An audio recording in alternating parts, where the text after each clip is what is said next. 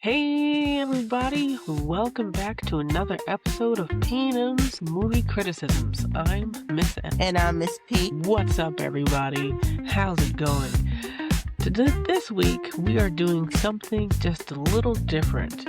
We are doing It. Welcome to Derry. Yeah, this is Miss P's choice. Miss P's like, let's do It. Welcome to Derry. And I'm like, well, I like Stephen King, and because if you don't know, it originates from a book. But let's talk about it. I need some hype. Okay, just before we do that, just know that this is the third Stephen King thing that we've done. We did The Long Walk, we did The Running Man, and now we're doing It. Welcome to Derry. Well, yeah, that's what they keep putting out. Stephen King things. You don't need no hype, you better hype yourself up. Hey, you don't need no hype, you better hype yourself up. You don't need no hype, you better hype yourself up. You don't need no hype, you better hype yourself up. Hey, you don't need no hype, you better hype yourself up. Okay, You don't need no hype, you better hype yourself up. Hey, come you don't on. need no hype, you better hype yourself up. You don't need no hype, you better hype yourself up. P&M movie criticisms with the hot sauce. P&M movie criticisms. Yeah. P&M movie criticisms. Hot. P&M movie criticisms with the hypnotism. We tell you everything that's hot and everything that's not. Isn't that right, Miss P? That's right, Miss. That's right, you know it. So this is different. We wanted to watch the entire series so we can look at story arcs and character arcs, because we really want to see how it's all done. But let's rate it. Up at the top is the Carolina Reaper. Nothing's hotter, nothing's better. This is pure silver screen perfection. In this case, this is pure streaming hotness, right? And then beneath that is the Ghost Peppers. Hot, crazy hot, but there are some elements to it that are just keeps it short. Falls short from being the Carolina Reaper. Beneath that is the Habaneros, the classic solid. Very solid for movie nights and date nights, but nothing special. And then underneath that is the jalapeno, which is just the weakest type of heat you can possibly have. And beneath that is the bell pepper, just no flavor, no heat, just throw popcorn at the screen and call your lawyer to sue whoever made this film and distribution, whatever, what have you, and whatnot. With that said, how would you rate it? Welcome to Derry. A habanero. Okay. I give it a ghost pepper. See, I give it a ghost pepper. Let's talk about why. Let's see. But we got to put it down with our elements. What are those elements? Number 9, do we like it? Number 8, is it historically accurate? Number 7, did it strike our emotions? Number 6, did it keep our attention? Number 5, what are the production elements? Number 4, what's the quality of directing? Number 3, what's the quality of acting? Number 2, the sound quality and effects? And number 1, cinematography. You know it. You know it. So welcome to Derry. I have a strong like for it, and I have a strong love for it. I'm in between a like and a love for it. What about you, Miss?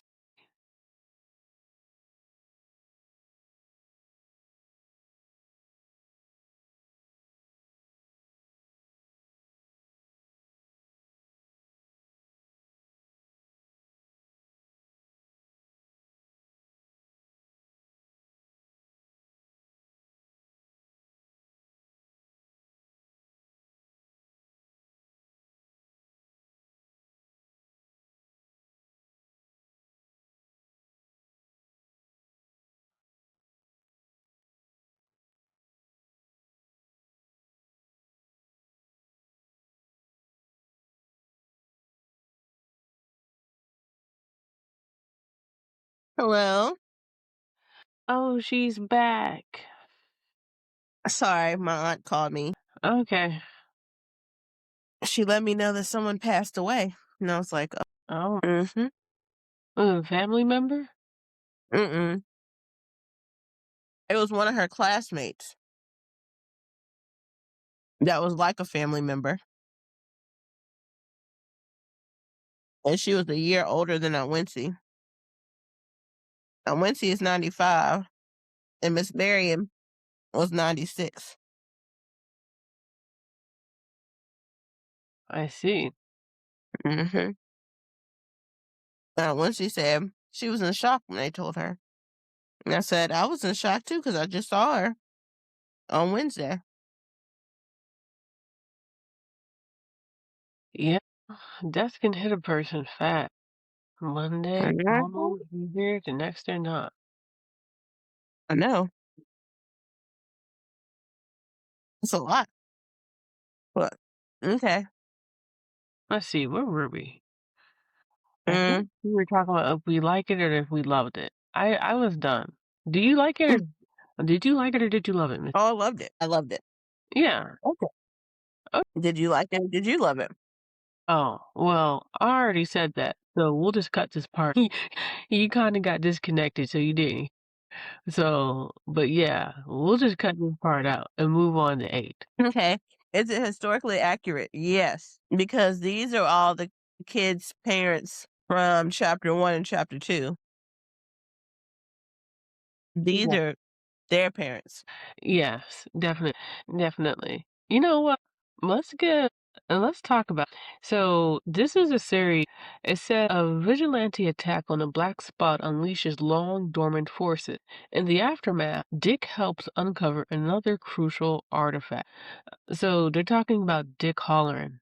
So Dick Holleran, he is in The Shining, and that's where we know if his name sounds familiar, is because if you ever watched The Shining or if you've ever read the book The Shining by Stephen King, hey Stephen, what? Then that's why. And he has the Shine or The Shining, is the which is just basically psychological abilities or telepathy. If you read any Stephen King books, then you know that Stephen King has a fascination with telepathy and communication of the mind and seeing in between different realms, seeing beyond the veil that separates our natural world from the supernatural world. And that's Dick Holleran.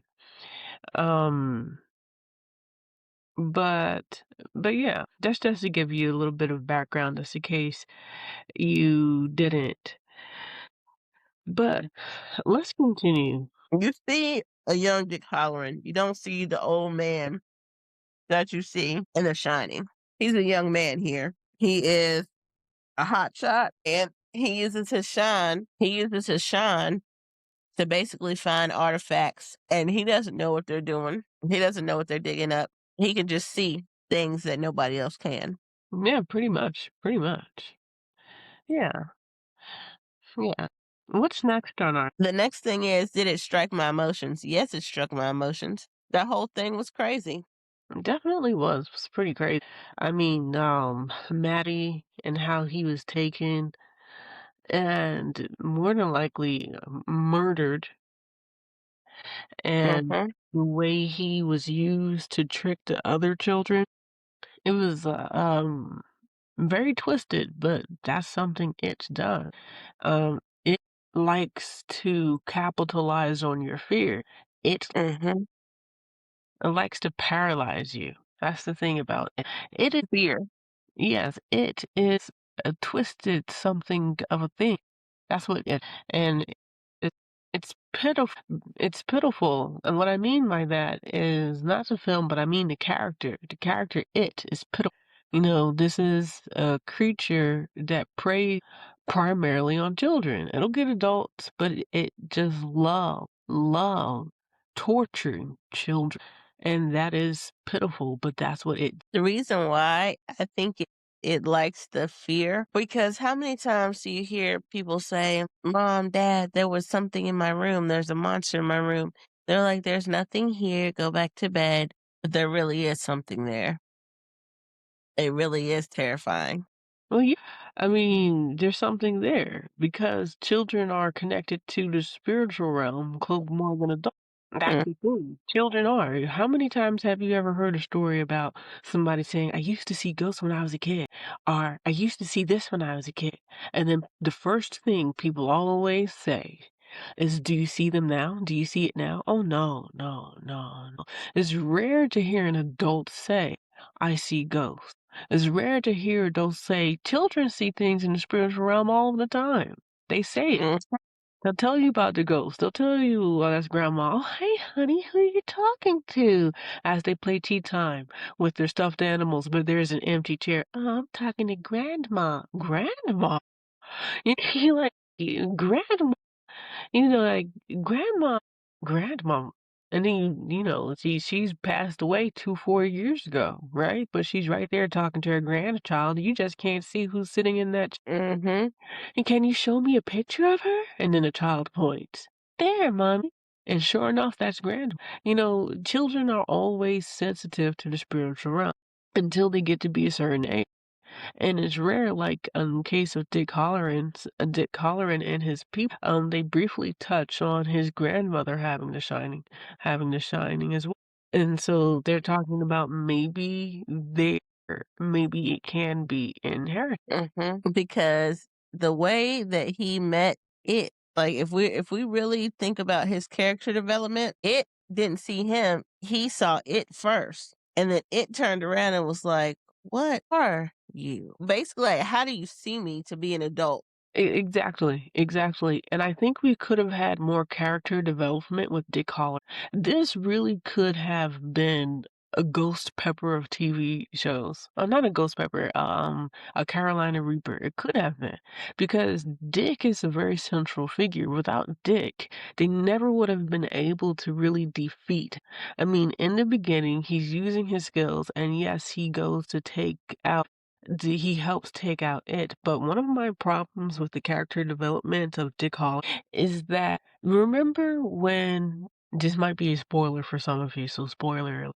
Remember when it has that box at the end of the Mhm. season and he forces the box open? That box was created by Dick to keep his sanity because he couldn't deal with his power. The box helped make his powers tolerable. It kept him from seeing all things and hearing all things in the spiritual realm. And it had a purpose. It wanted to incapacitate him because he was the biggest threat. And it knew that when it opened the box, he would be drowning in all things spiritual and he would be about to lose his mind. And he almost did. I'm not going to say what he almost did, but I think it would have been really powerful to show Dick coming to terms with his ability and really actually controlling it all by himself. That's just my opinion. I don't know if they're gonna do anything else in season and other seasons because they can take it to other decades. But that's just my thoughts about it. What do you? Think that when he because there were several boxes that he pried open, not just the last box, because he pried open several different ones. And what happened was he kept seeing the dead people. And that's the one thing he couldn't handle because they were always around him, always wanted him to help him. Oh yeah, and that's Drake. It's very Hmm. good. So I think that's the only thing with Dick Holler. I think he could have been developed better. Yeah, I think so. But it was also a racist time. The time that he was in, like, remember when he was coming back on the base and the white MP, military police officer, for those who don't know MP, for the white MP was like, aren't y'all drunk? Y'all aren't supposed to be out here. What are you doing? And he was like, I'm Dick Holleran. His name, like Dick's name, has always carried weight, regardless of if he had the shine or not. His name carried the weight. He didn't know what they were using him for. That stupid lieutenant sergeant, sergeant, that stupid sergeant made me angry because it was his fault. He's the one that had the fear. Oh yeah, yeah. The sergeant, General Francis Shaw, played by James Remar. Hey, so yeah, yeah, definitely. But the setting, I think it was brilliant. I think it was brilliant to place it in early '60s. I commend that Mhm. because I think it did definitely help to push the story along. But with talented writers, they could still have developed Dick Halloran. He didn't have to be limited just because it's the 1960s. I think because the truth is, and that's something they all found, what they found out is that it doesn't matter about race. It transcends all of that. When you go into where they're going, none of None of that mattered. And so, honestly, I think they still could have done a better job with Dick Holleran. Although I do think the children made beautiful character art. Yes. I felt so bad for Richie. Oh yeah. Richie was my deuce ace, honey. Yeah, definitely, definitely. Richie, I liked when he, I don't want to give too much. When, you know, I think what they did with Richie was great. It helped tug those heartstrings, especially how they did it. I think that was beautiful. I think the children had some really good character arcs. Like Bainbridge, she goes from being in the beginning the weird girl, the girl who has to go to the facility, the mental health hospital. Mhm. And she's a crazy one, and at the end of it, nobody's gonna think she's crazy, Nobody's gonna think she's crazy at all, I think that's good. And we have Amanda Christine ex Amanda Christine plays, Ronnie Grogan. She loses her father, she gets her father back, she makes some friends in the process. You have Will Hanlon played by Blake. Hey Blake, Blake Cameron Jones. He's the new kid in the area trying to make friends. He finds his crew, he finds his people. And then you have Marge Truman played by Matilda Lawler. Hey Matilda. She goes from trying to fit in with the preppy pretty girls, the mean girls, to finding her own path, beating her own drum, and doing what's right. And then, of course, we have our boy Richie, Rich Santos, played by Arian C. Quintana. Hey, Arian, and he definitely makes a full arc himself. The children, they all make wonderful, wonderful art. Now, the adult, not so much. I don't think the adults make the full arcs, but the show wasn't really about the adults. I think the show was about the adults. They two came hand in hand. They could not have did what they without the adult. And when you have a character, there's no such thing as an unimportant character. If that character's in a story somewhere and they're helping to solve things, you know. I do think for Charlotte Hanlon, played by Taylor Page, and Leroy Hanlon, played by Javon Aipo. Hey Javon, I think together as a married couple that they made a character arc, like a full character arc Mhm. together, but not separate. Because she's a married housewife. Well, she was a teacher, a history teacher, right? Mhm. And then she goes to just being a housewife. So Yeah. so she's used to doing more than just being a mom, just being a wife, and she starts getting involved in these matters in the town, especially when her son Will somebody tried to hurt us, somebody tried to kill us. Of course, she as a mother would do any mother does, go to the police officers, talk about. But she's accused of being doing too much, right? And her husband, Leroy, wants her to tone it down. They're in a new town. It's not easy for black officers, and you're creating negative attention. So I think as a couple, they come together and they make they make an arc because they come together. But yeah, and Dick, yeah, you know how I feel about his character development. And see the other characters, Kimberly Guerrero plays Rose. Hey, Kimberly, and Joshua Ojic, he plays Tang. Hey, Joshua, the acting was okay, but it fell short a few times, which is too bad. Man, what do you But why do you think it fell so short?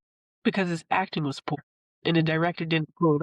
I mean, you're talking about an artifact that keeps an unknown evil in check, and without that special buried artifact.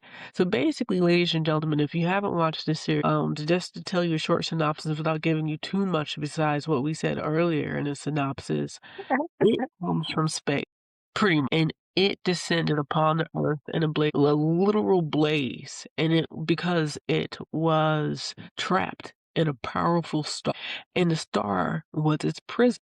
However, when the star collides into the earth, the cages of it break, releasing it upon the inhabitants of the people, mainly the Native Americans. And so it is the Native Americans then have to deal with it. But they found out that it doesn't like the shards of the prison that's now broken of the star.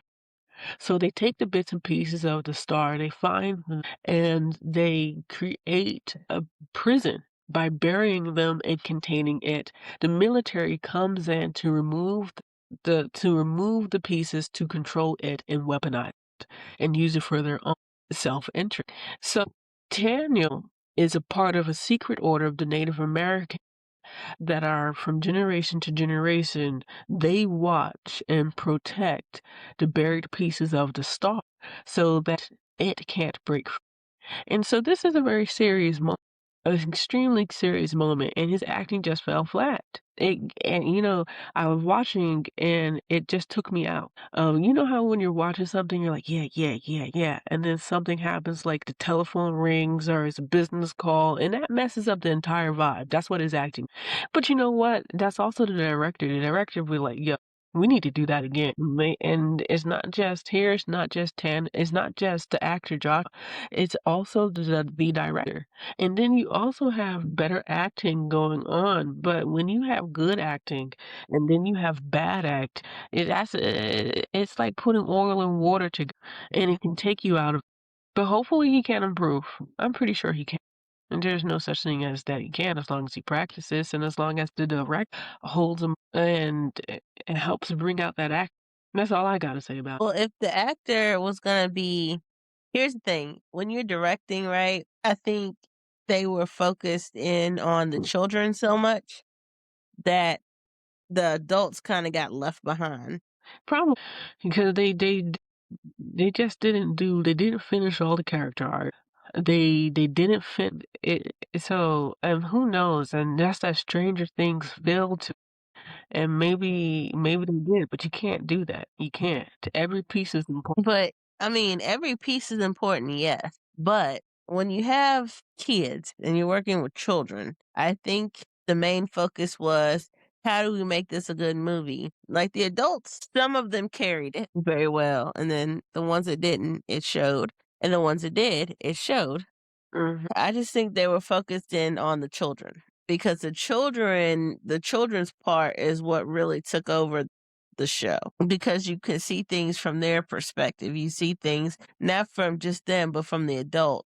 But the adults are kind of stupid running around. They don't know what's happening. They just know something's going wrong, but they can't put their fingers on what it is. Yeah, yeah, the only thing I have to say is again, and kids are clearly the focus. If the kids couldn't defeat it without their parents, then you drop the ball with the adults. And they would never have been able to defeat it without the adults. So the filmmakers in this case dropped them. Now, if the kid could have defeated it without the adults, which means also less camera time for them and less presence lines. Okay, maybe they could get a pass, but no, especially with his acting in the last episode where they're at the climax. It is trying to, they're about to like really, really put it away. No, that acting at that point can't be flat. You're at the climax. This is no pun intended. Well, Skarsgård, the one that played him, he played in the original last two. So he played in this series as well. So I thought he was doing a good it, you know. Yeah, he's a good at. He's got that voice going. He doesn't look like he can even produce that voice, can he? Hey, I was just like, oh gosh, it's just his voice. That voice is it's so wonderful. creepy. It's so like you can tell he's a smoker, and that bass with it, it just really fit. And like you really like our antagonists, our villains, to just have these unique voices, and he brings that. There were some times where his acting could have been brought out, especially he's about to follow the child into when he's about to follow the child into the woods and everything. Yeah, there were a few lines that I noticed, but again, it's up to the director to be able to discern that because actors do get tired. Overall, Bill's performance as Pennywise is great. And but there were just a few lines, and they could have had just a long day of filming. At that point, the director needs to know when to hang it up when your actors get tired, because when your actors get tired, it doesn't matter how good they are, they're not going to deliver the product like they should. I agree.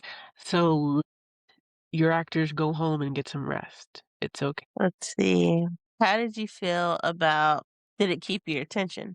Oh, yeah, it definitely kept my attention. Besides some of the acting bringing me out of it, it kept my attention. What about I loved it because I like to see the backstory behind Dick Holleran. Like, what was his thing? Why was he the way he was? Especially in The Shining? Because in the book, see, I do read, and I do read Stephen King books a lot, especially when I was younger, which I don't understand why I was reading that when I was younger. But anyway, he was young in The Shining. I read The Shining when I was probably like 12, but he was young. He wasn't old like in the movie. And so a lot of people got it mixed up. They think he's this old man. And I'm like, no, he was still young then. And he didn't die in The Shining. Like, yeah, he got stabbed, but he didn't die. mm, no. And so I like seeing the backstory about why Dick is the way he is. Like, why is he such a hardtail? Like, why is he, and it's the army. The army had a lot to do with it, of the why he's the way he is. He's militant. Like, if you read the book, in the book, he's very militant. And I'm like, why is he like this? Like, what made him be like this? Now, to see it from the backstory, he was in the military. The military was using him to do all the weird stuff. Okay, now I understand. Like, it makes you understand better. Oh, yeah, because Dick is a very interesting person. He could even have his series, his own spinoff, and hopefully they can really do some really good character development. I mean, the showing him being able to really, because I just don't buy it. Okay, spoiler alert again. If you haven't, dude. Okay, Dick can't handle seeing everything, because the dead people are just like all in his face all the time because he's seeing beyond the veil, right? And then he comes in, and let's see, her name is, and then Kimberly, no, that's the name of the actress.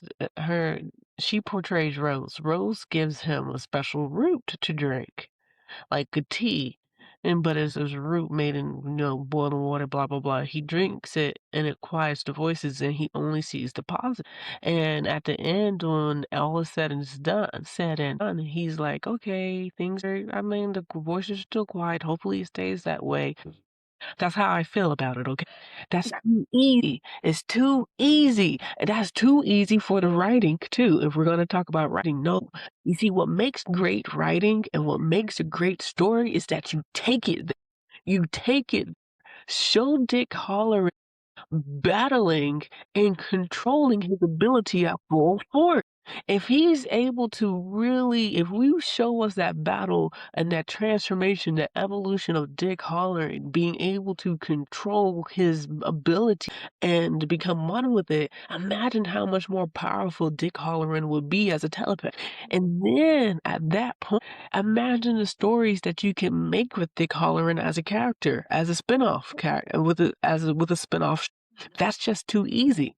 As a cop. Yeah. But here's the thing. I think he's a complex character, but not in this season. I think they're gonna wait because if you look at what he said, he basically was like, I'm going to the Overlook. Basically, if you listen to everything he said, he was like, oh, I have a friend. The friend knows somebody. They're gonna get me on as a cook, at this hotel.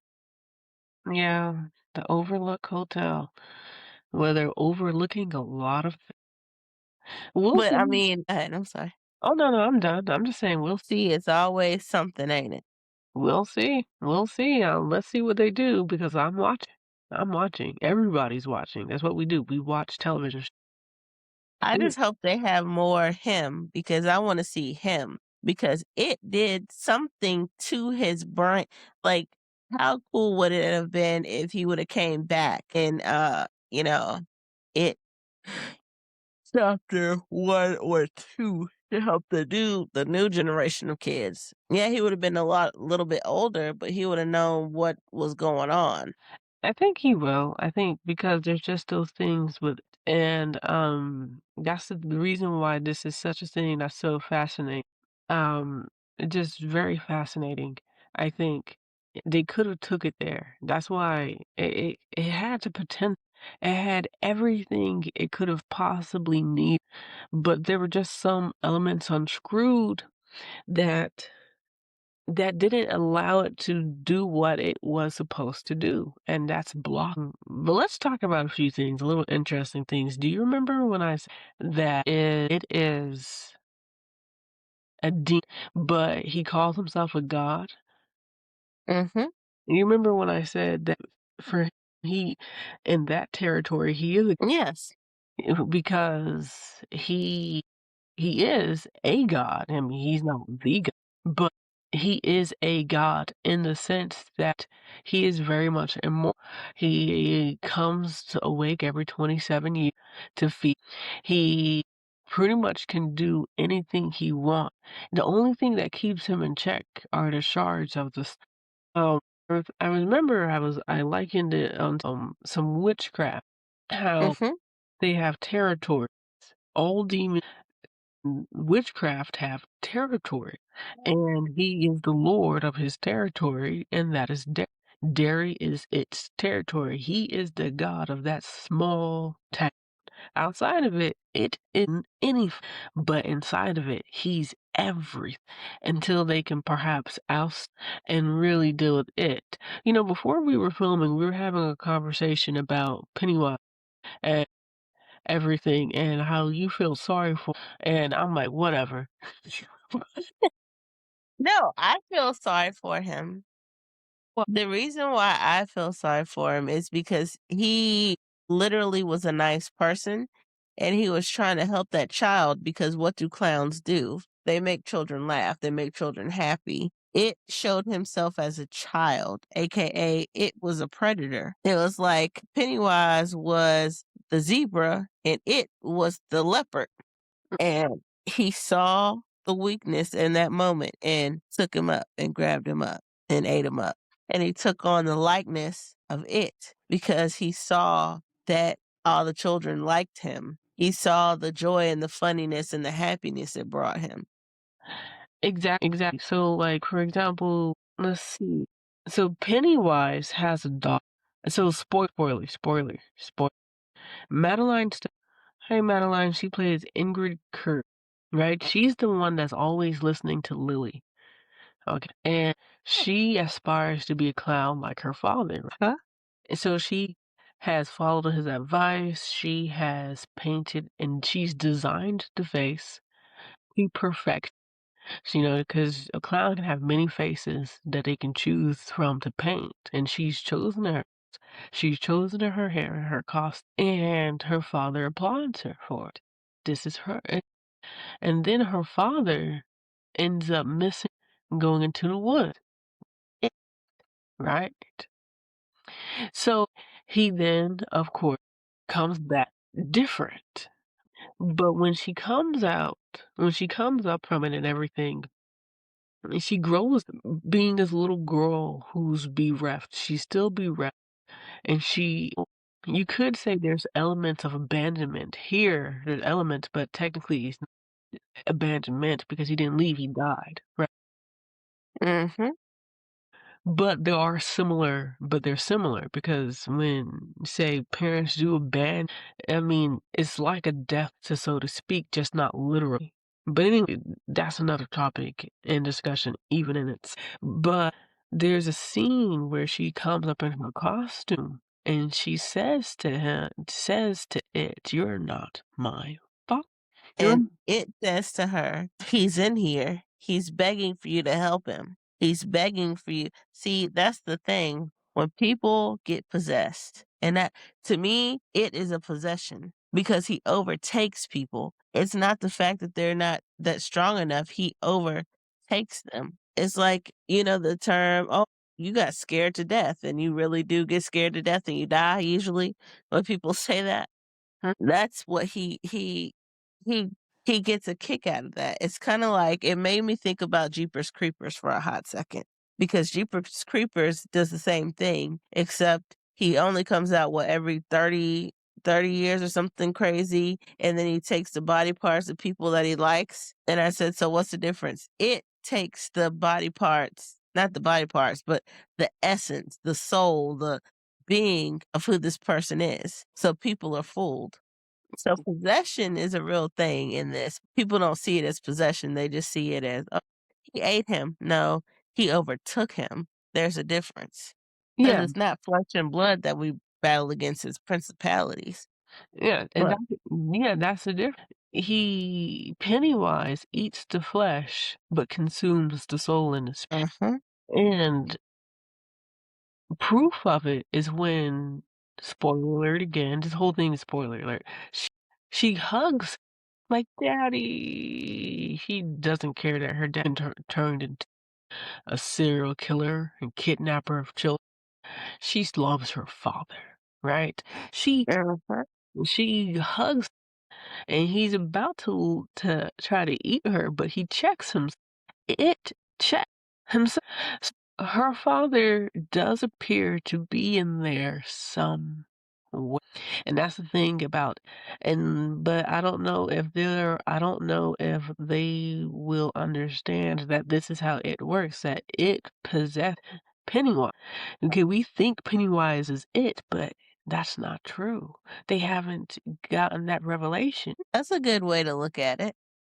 And I don't know when they're gonna figure it out. It's because it's like it saw that they liked Pennywise. The children love Pennywise. You saw what they did. If you haven't watched, the children go crazy when Pennywise performed. And he's like, whoa, okay. I think I'm gonna take this person. I'm gonna take their soul. I'm gonna take their essence. Because it's like sinners, right? It's all in common. Why is he going after the children? It's not just that they see into the spiritual realm, Mm-hmm. they taste better, right? And I'm not even going to get into those reasons why. But it's like in the antagonist, a supernatural antagonist, always do the same thing over and over and over again. It never changes. They love innocence. And when it sees Pennywise, he has to get his essence, just like the vampires and sinners had to get the essence of those people. Because once they got the essence of those people, if that person was a singer and a great one, they become a great. If that person was a great pianist, they become a great pianist. They are literally taking and stealing the essence of these people. And it is the same way. It needed his essence because he specializes in kidnapping and eating children. Mm-hmm. Are there any elements of it that we could I think so. He uses fear. He uses trauma. He uses PTSD. Because remember, Ronnie lost her mom, explore? and that pile of clothes turned into her mom. And that's some PTSD stuff for real because it's not her fault.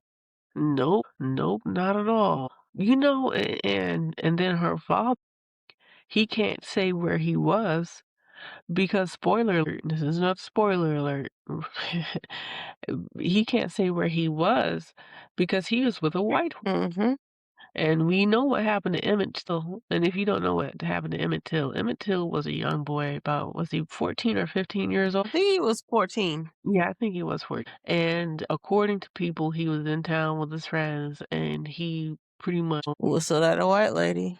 yeah, he whistled out of wife. And then the racists came and beat him until a bloody pulp until he was Emmett Till. Emmett Till. If you want to look up the story, if you are history.